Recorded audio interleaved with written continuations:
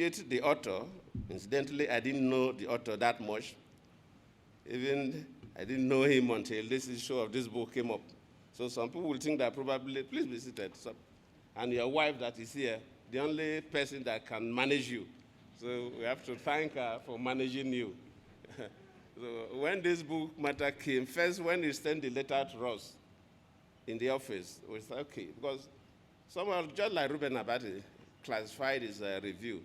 I'm somehow a lucky person because I'm the most documented former president in Nigeria. When I was in office, Ruben Abati and Oronto Douglas, late Oronto Douglas, my advisor on documentation, they documented everything we did. And if I compare, yes, I looked at even the former presidents. If there's a public library about former presidents, if you go to my section, you'll be tired because I'm the most documented former, even when I was in the office. And even after leaving office, this is just one book. There are people who have written my unauthorized biographies. Even this morning, I saw some people, they want one copy on my table. A number of young people have written a lot about me. So the author, being a journalist, was able to drag me down here. You are very clever. Because most others who wrote books about me couldn't drag me to the public presentation. And even this one, I was not to come. But when the former Inspector General of Police, Dr. Solomon Aranse, came to my office with a formidable senior Nigerians to discuss this book, I said, well, you have paid your dues. Let us come. So we have to thank Aranse and his team for bringing us here. And I believe from the review given by Ruben, we are not disappointed that it will give us a bit of information. Just like Ruben said, Ruben is an erudite scholar, a journalist. I'm not one. But I know that people write books about leaders. I happen to be lucky to be one, and more books will be written. But somehow, when you read some of these books, it's always very difficult for you to even agree with the authors in some respect. But the authors have their own freedom. So you allow them to present you the way they see. You may not completely agree with all the things they raise about you. And it's so difficult to assess a leader. I must say that it's difficult to assess a leader. And it's because leaders handle issues based on the circumstances of the day. If we take, for example, in Nigeria now, if you take people who are still alive, I don't want to talk about the late people and people you know. Gowon as a leader, if you assess Gowon, it was a different ball game because it was a different environment. It was civil war. And at the end of the war, so it met a different environment. Even if you take somebody like Obasanjo, when he came in and took over from late Murtala and led us for about 3 years plus, it was a different environment than when he came in 1999 as elected president. It's like somebody who was to go and clear a farm for cultivation. Of course, the challenges he faced with what President Buhari is facing now are quite different. So it's always difficult to really assess a leader. So I commend the authors who try to present us. I always say that the best way to assess a leader is to look at the philosophy behind his leadership. Yes, for elected people, political parties are supposed to have different ideologies in terms of little to the left or little to the right or so. But even within that ideological persuasion, leaders must have their vision, the way they think they will grow society. I always don't think about leadership at the level of a president and a governor based on basic infrastructure that we have been able to do. Yes, we must commend a governor or a president that is working because people need this infrastructure. Anybody who has money and is not a big thief will definitely provide this for the people. But beside that, what do you live? How do you assess a leader? What is his thinking? How will he move people from one level to the other? His vision for the leadership. And I always say that probably the best materials that we'll talk about, those of us who have the opportunity of being former presidents, are the theses that are written by students that some of them are just locked up in the university departments, library, especially those in the philosophy departments that will be writing about the philosophy behind somebody's leadership. What is the driving force? And probably people will ask me, what was my own philosophy? What was my driving force? My interest was to change the society from education. And that is why those who work with me knew the effort we put across in terms of elevating Nigeria, in terms of education. Because no matter what you do, without education, society will find it difficult to change. That is my own personal philosophy. Doesn't mean that that's the best. Different leaders have their own. Why did I intervene in the Al-Majri case? From the analysis we did, because one of my special advisors then, Akachukwu, did a lot of studies on the Al-Majri because we agreed. In fact, when I was the vice president, that was when we sent him out. We went to the north, discussed with so many of the leaders, both our emirs and imams, and these teachers of the Al-Majri, and some of the products. And what we found out was that, look, we need to elevate them above that level. If you keep them at that level, it will cause most problem for us. And that is why we feel we are going to elevate. And I felt that, look, some of them need to be exposed to Western education. Because as a nation, you will need the best doctors. We need neurosurgeons. We need the open-heart surgeons. We need best molecular biologists and so on. And some of them have the brains to do this. But without exposing them to Western education, you have blocked so many of your people behind. And of course, that's also guided my opening NDA for the ladies, all because of my belief in education. I just feel that a lady that decides to take military career, to be in the army, what must you be limited to major? Because there was a day I went to decorate some promoted generals, and there is only one lady from the Navy who was able to wear 2 stars. And I started asking, why is it so difficult for ladies to wear 2 stars? It's almost impossible for a lady without passing through NDA to wear 2 stars. That lady entered the Navy as an architect. But even if you manage to get to that level, you can never be a chief of naval staff, you can never be a chief of army staff, you can never be a chief of air staff, not to talk about a chief of defense staff. For you to be, based on tradition in Nigeria, you must pass through NDA. So I said, why must we lock our women? Some of them love brilliant military career, but they cannot rise to the peak. Why can't, if a woman is competent to be a chief of army staff, why can't she be? And I find out that the rest of the world, in a number of countries, the women are 2-star generals and above. And some of the best pilots in Israel are women. Some of the best jet pilots fighting their wars are young girls. And that's why I opened. But the key thing was my interest in education. I believe if I ask some of my ministers that are here how many new universities we even established, they may give us different figures. I say, and how many new universities were established? 17, sir.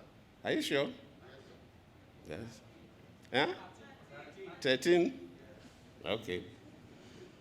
So you can see that even among my ministers, don't know the number of new universities we established. And that gives you, it gives me out in a way my passion for education. We established 12 conventional universities. 12 conventional universities that will have all the faculties that they have manpower and resources. Then that is 12. We established one maritime university in Delta State.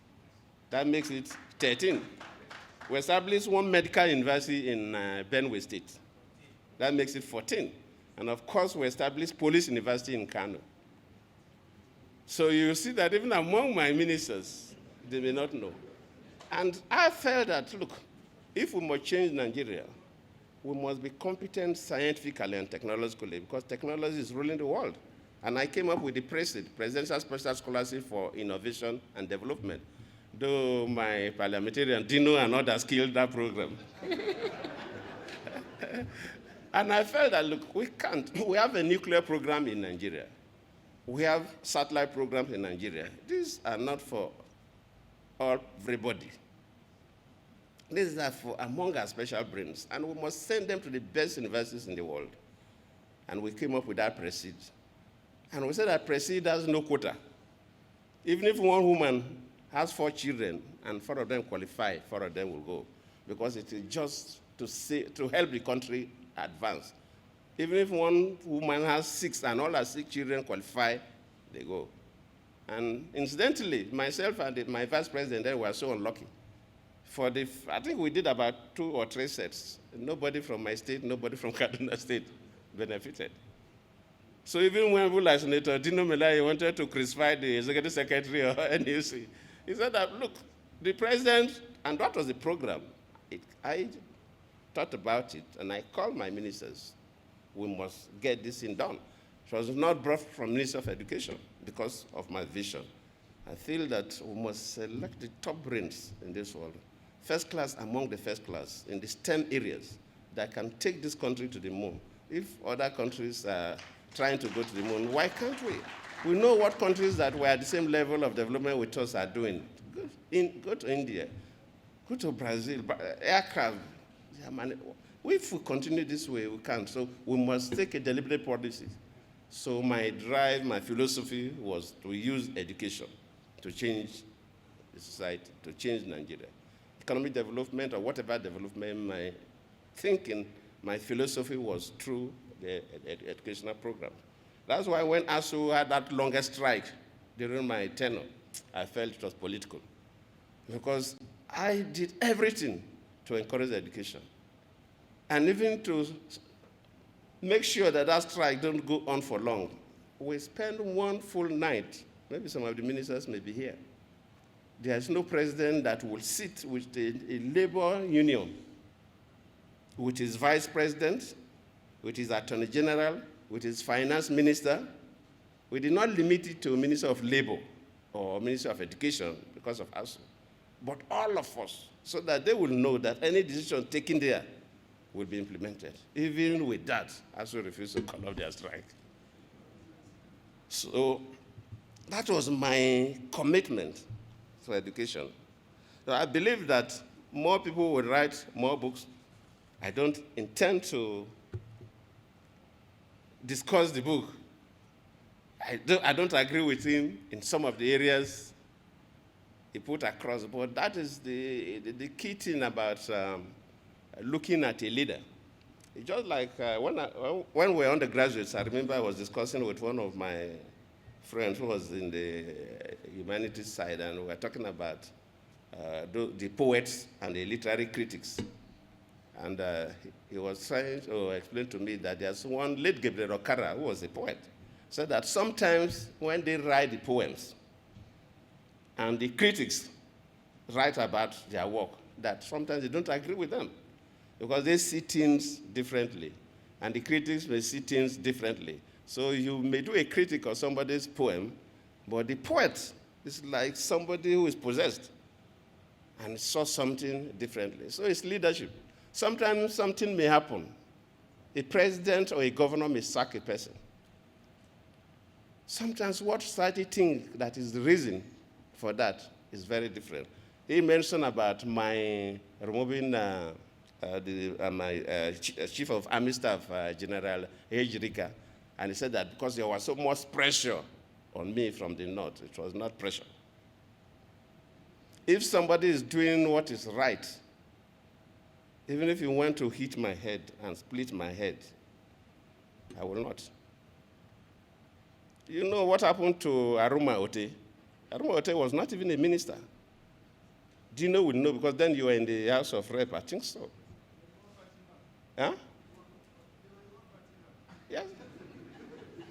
The House of Rep committee fell for one reason or the other, and when I listened to the whole thing, I said that this is a lady that made first class in computer in Nsukka.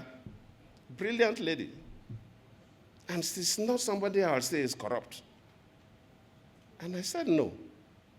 It was tense. My close political people said, look, you have to sacrifice her so that you don't have problems with the House of Rep. that sometimes presidents, you have to, as a leader, sacrifice. I said, I'm not sacrificing any Nigerian. I will sacrifice myself. I stood my ground until the whole thing ended. Of course, later he went back to World Bank, and yes, if I had messed her up, because the issues were corruption issues. So if you have caved in because I want to be good, I want to sacrifice somebody to have a good name in the House of Rep, that lady would have been finished. Because immediately you are tagged as a corrupt person, the whole world, nobody wants to touch you with a long spoon. That is the problem myself and some members of my cabinet are still suffering till today. At the beginning of the administration, when we were all tagged corrupt people, just like the book Ruben Batty quoted. There's another one, they said that where stealing is not corruption. You know the authors of those ones. So to me, I have to thank God that today people like you even gather here to celebrate me. Because it is God. Otherwise, I could have been completely buried. Those are the challenges leaders face. And I believe that maybe with time, as you do more research, you may change some of your views about some of those things. And I also note very well, I wanted to make some comments, but I didn't want to. The section you said that, oh, yes, I did well, but there are certain expectations that I did not meet. Or maybe I'll keep it for another day so that I don't keep people for too long. I thank all of you.